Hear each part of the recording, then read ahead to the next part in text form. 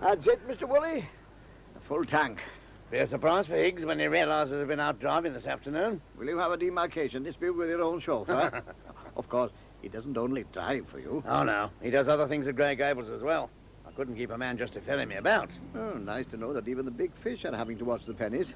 We all have to these days. Oh, well, small garages are up against it, I can tell you. You're right. They've been going out of business steadily this year. We just can't compete with the big combines who can lower their prices when they feel like it. Survival of the fittest. Very much so. I'd like an extra man on the pumps to share the load, but I can't afford it. And you can't take the big boys on at their own game.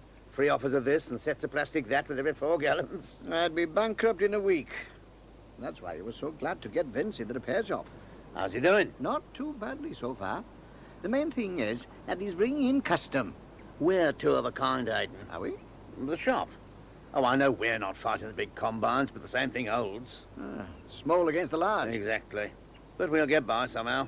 About Neil using his bike for commercial We're purpose. hanging fire on that one for the moment, but I'd be grateful if you didn't draw too much attention to it. Oh, good afternoon. Oh, blown out, Tom. Not often I see you behind the wheel, Mr. Wooley. I can drive if I want to, Tom.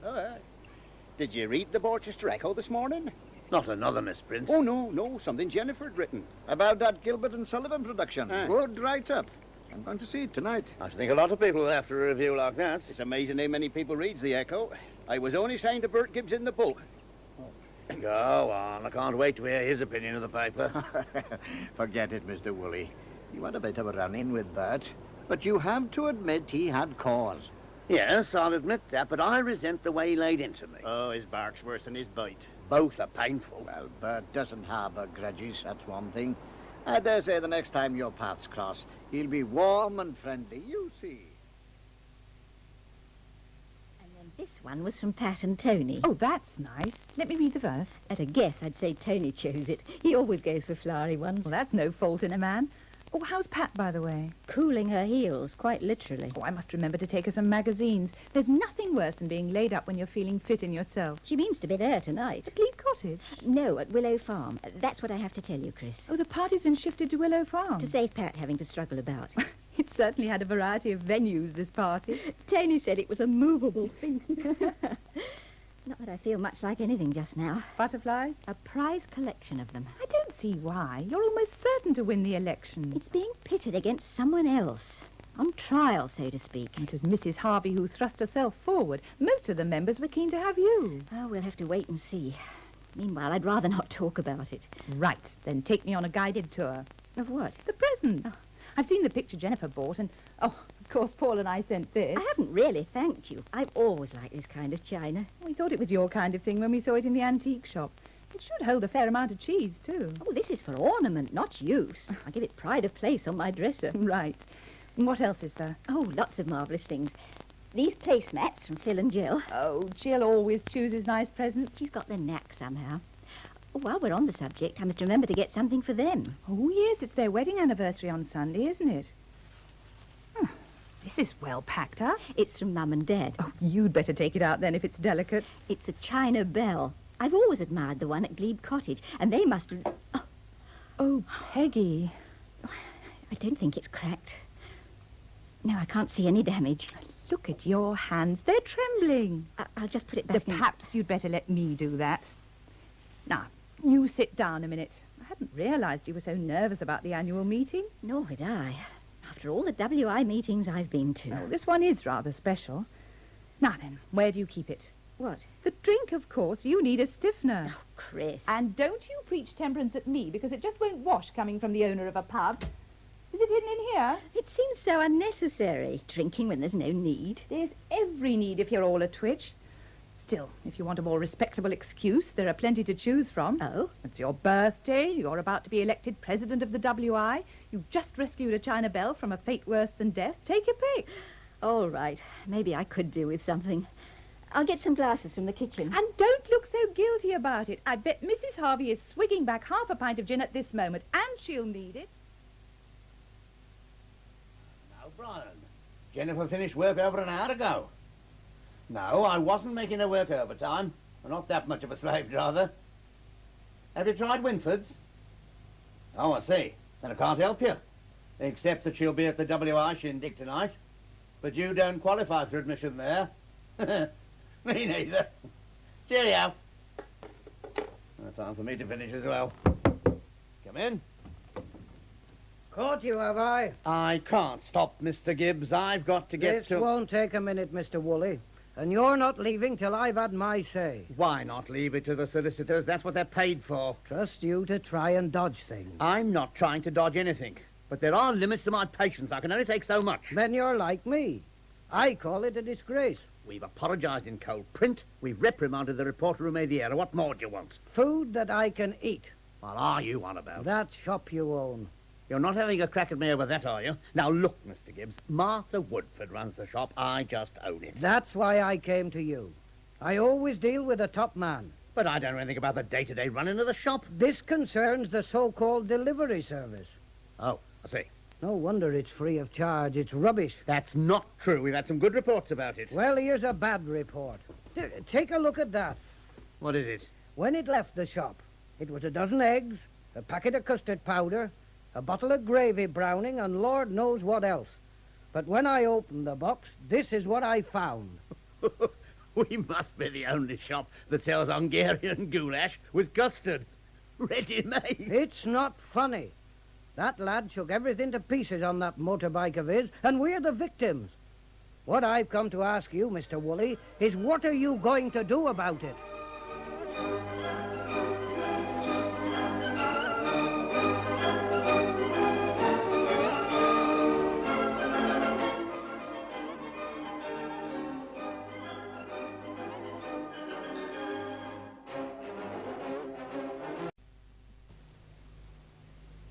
You're quite right to express your opinion, John. And I understand you're concerned about the wildfowl at Arkwright Hall. Well, it's just that I understood from Gordon Armstrong that they weren't in any danger of being used for sport. And what George Barford said alarmed you, is that it? Yes, it did. Those birds are beautiful creatures. Gordon deserves a medal for the work he's put in bringing that lake up to standard. I've said as much to him myself. But let's get something straight. Did Barford actually use the phrase shooting for sport? He lumped it together with the culling of deer. Exactly. Not shooting for sport, then. Talked about overbreeding as though it were a crime. Which, let's face it, it can be in some circumstances. We haven't got to that point yet. Or at least we don't think we have. But every season increases numbers, John. Well, of course it must with protected birds. Natural predators have some effect, of course, but it's an artificial situation. Even Gordon admits that. I suppose somebody's claiming those grey lags are ruining crops. The same old story. I know. Some farmers would say that, even if they only ever saw one solitary goose on their land. Oh, I'm glad to hear some healthy scepticism. I'm keeping an open mind. But we're waiting for a ministry survey as it happens, and that could make a lot of difference. Well, what's the ministry got to do with it? Oh, don't you worry. They've been doing quite a lot on the quiet, actually. Ringing birds, building statistics of sightings and damage, building up a general pattern, you might say. Take a while to come through, mind. So that's what Barford meant. He said next year might be different. It's possible. Arkwright Hall isn't meant to be a sanctuary like Slimbridge, you know. I want to keep it as natural as possible. And there's a limit to how much protected wildlife that area can take. But it's a wonderful situation, Jack. You can have too much of a good thing. It's keeping the balance that's important. Gordon will make sure we don't overdo things either way. He's actually agreed to let those birds be shot at? If it's necessary. It may not be yet, but he's prepared for it. Yeah, like Carroll's solicitor. Oh, sorry about that business. Knows his stuff, does he? Oh, yes, he's very realistic. No frills or false hopes. The case may come up before Christmas. Well, more likely later. Probably a fine. It's as cut and dried as that, is it? Like a parking offence. And apparently just as common. No, it doesn't hurt Carroll any the less for knowing the statistics. How's she taking it? Better than I am, I think. The first shock's over. It's living with it we've got to get used to. I'm glad you decided to tell me about it. As a friend, mainly. I'd hate you to find out first from your own paper. Can you do anything about keeping it out of the Echo? I've got no editorial control, John. No, of course not, and I wouldn't want to embarrass you. It's funny how some events never seem to get in the papers. I often wonder... If there's anything I can do, I will. But no promises. The Echo's in enough trouble anyway. Bert Gibbs still wants to sue. Even after you've printed an apology? It's his right, of course. But somehow I've got to persuade him otherwise.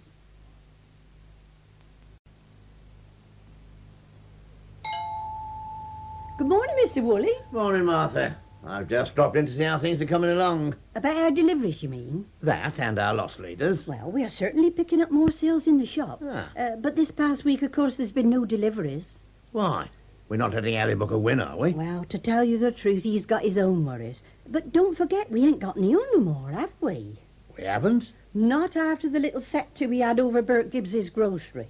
Neil says he ain't taking any more risks like that. You mean he's refusing to deliver? I even offered to let him use my old bike if he thought it might be a bit safer, but he wouldn't have none of it. Well, that's a fat lot of use, I must say. So even if people do phone orders in, we've got to turn them down. It hasn't been easy for me. Isn't there anyone else we could use? Not as it cost us a little. There's no grown men in the village as would tolerate the funny hours, you see. Someone retired might do. Can't think of any. Not that I'd drive a motorbike and sidecar. A van or a car, then? Well, who'd supply that? And think of the cost. Petrol and maintenance and tax and such. This firm Booker's working for, does it? Well, it's their money they're chucking away like water, isn't it? The money we'd have to spend on transport and a driver would wipe out all the profit. We're not that near the borderline, Martha, but I take your point. We'll have to try something different. Well, so far, Harry's been specialising in stuff as we don't sell. But as you said, it won't be long before they start overlapping. Then we'd have a real problem. Well, suppose we takes a leaf out of their book, then. How? Why don't I start stocking the sort of foods they've got on that list they sends round? If folk can get the same goods here at the same price, why should they spend good money on making a phone call? And they comes expensive these days. Now, that's something we could do. But suppose we get stock in and nobody buys it. Well, then we can make it worth the while by bringing the price down, don't we? You did say you was willing to carry that sort of loss, didn't you? 3 months, I said. There isn't all that much to go. Is it working, though, do you reckon? You have to lose a few battles to win the war. I keep telling myself that. Well, what shall us do, then, about ordering stock? Let me think about it over the weekend, Martha. Righto, Mr. Wooley. Anyway, thanks for giving Hayden a chance to make good the damage. He really felt rotten with Vince letting you down like that. It was nothing to how Phil and me felt, Tony. But what with Hayden offering to have the job done again straight away, completely free, and then Pat defending him, well... she appreciated you giving him a second chance more than anyone. Phil wasn't any too pleased, mind. Me turning soft after the mess Vince had made of it. It's okay now, is it? Oh, he did it properly this time, the way he should have done it originally. The ridiculous thing was he was surprised we complained, as if it was our blessed fault the thing broke. Well, at least he came out right away. We had no option. Hayden told him to, with a few choice words in Welsh from what I could tell. Yeah, Pat said. If it hadn't have been for you being there, she'd have probably pitched into Vince herself. Anyway, this lad Vince has got to learn, hasn't he? He isn't a natural like Peter was. Yeah, I bet Hayden's kicking himself that Peter ever left. Ah, well, that's over and done, lad. We got to make the best of what we got, haven't we? Oh, I'm not so sure about that, after what I've been through with...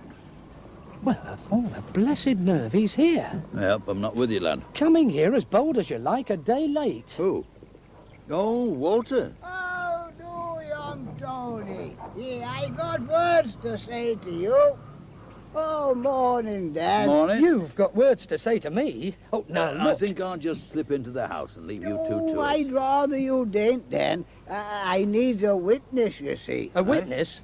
What, in case of assault? No, lad. For to hear me statement what I'm about to make. If it's any more promises about coming to work tomorrow... It ain't. It's me resignation. Resignation? Well, of all the... you daft old codger. How can you resign from something you've never started? Well, that's how it's done, Tony. Make certain you can't fire him, doesn't it? Oh, you'll accept it, then? Yes, of course I will. And why didn't you say so a week ago? Well, 'cause I didn't want to let you down, lad, after promising. Not that I reckoned you'd take me up on it, mind. But somebody had to offer. You daft old grummet. There was you considering my feelings, while all the time I was considering yours. Of course I thought you were serious about it. I'd take your word any day. Well, I didn't think you could get anybody else, you see. Yeah, well, I could have, and will. Percy Jordan offered, and I agreed. But then I put him off for fear of upsetting you. Talk about a chapter of misunderstandings. Will Percy still do it, though? I ain't mucked it up for you altogether, have I? No, of course you haven't. How old do you say the lad is? I don't rightly know, sir. About 15, I should think, from the way George was talking. And he wants us to find him employment over Christmas. It's more a case of keeping him occupied, I understand. The lad's from a big city, and George seems worried he won't know what to do with himself. I can understand that. But it's up to you, Tom. If you can use the lad as a beater, well and good. Might be quite an experience for him. I'll speak to George later then. Tell him we should be able to do something. Wish every problem could be solved as easily. Oh, I dare say they could. If everybody in the world was as reasonable as they ought to be. Go and tell that to Bert Gibbs, will you? You never know, he might even listen. Still going ahead with this court case, is he? So I gather. Doesn't seem to realise he'll spend more in legal charges than he'll ever get in damages. Still, you can see his point. He was made a fool of, wasn't he? More than that, he was exposed to ridicule and contempt. His reputation was lowered in the estimation of right-thinking members of society. I'm getting quite well informed on the law relating to libel. Seems a funny sort of business to me, though. I mean, how do you work out what a chap's reputation's worth in terms of money? It's not easy. And it's not easy for newspapers to avoid a mistake sometimes either. Why don't they employ folks to check things over? Sub-editors, yes. But how can you tell whether a paragraph of news is libelous or not? I mean, if you read that Joe Bloggs was a good father, you wouldn't think he could be libelous, would you? I wouldn't have thought so. But if it turned out he was a bachelor... Oh, yes, I see what you mean. When you upset a bloke like Bert Gibbs, you suddenly find yourself in trouble. Oh, the paper's insured. We don't stand to lose financially, whatever it does. But it's very awkward for me. Being neighbourly, you mean? I like to think I get on with the folk around me. Well, I reckon Bert Gibbs is a special case. He just enjoys being awkward. All my problems are special cases if you look at them separately. The rising cost of newsprint for the Echo when advertising's going down. The losses in the country club restaurant. The way Martha's pouring a fortune away in special offers and I'm footing the bill. Sounds as if things are looking bad. I'll get by, don't you worry. Trouble is, everything seems to have come to a head at once. And I don't even have Jennifer to give me a hand today. She's at Smithfield helping Brian Aldridge spend some money instead of saving it. Oh, lucky Brian Aldridge having some spare cash to spend. It's all very well you saying calm down, Pat, but I've been shabbily treated. I know you must be pretty fed up. Fed up? I feel I've been stabbed in the back and by folk who are connected to me by family. I do sympathise, really. Family connections mean a great deal where we come from. I thought they did here, up till now. I'm sure they do, but... Phil doesn't look at it that way. He thinks Vince is a bad mechanic and he doesn't see why you should go on using him. How can Vince gain experience with farm machinery if he doesn't get the chance, eh? Can you answer me that? I can, but I don't want to. What does that mean? I don't want to seem to be taking Phil's side. Oh, I don't mind. If you think he's in the right... All right, then, I do. If Vince is not familiar with farm vehicles, you shouldn't send him on farm jobs. It's taking work under false pretenses. I see. You can shout at me if you want to. Why should I? You're right. Oh... Except that Vince is not a bad mechanic. But he isn't familiar with agriculture machinery. I knew it when I took him on. But if you knew that, why did you take I advertised for 3 weeks and Vince was the only man I could get. I hoped he'd pick up the job as he went along. The farm side of it. I see. And I'm sure you would have, if he hadn't had a bit of bad luck. But then, perhaps my mistake was in buying this carriage in the first place. I thought it had worked out very well. It's quite significant when you think that Jack Wolley was interested in buying the place, but didn't. Because you beat him to it. I wonder. At the time, I thought I'd outsmarted the clever businessman. Now I'm not so sure. If only you could get a properly skilled mechanic. That's just it, you see. Without someone like Peter Stevens, this isn't a garage. It's a small petrol station situated where it has no hope of making a profit. I suppose that's true. You generally find the owner of a village garage is the mechanic himself. You're right. I thought I was employing Peter when he was here, giving him a job, providing his wages.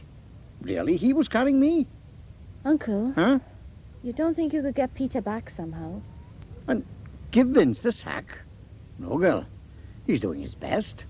I can't fault him on the way he repairs cars. And he told me his limitations before he came. But he's not the right man. He's played fair by me, and I'll play fair by him. Until you go bust. It's not that bad. Not yet, anyway.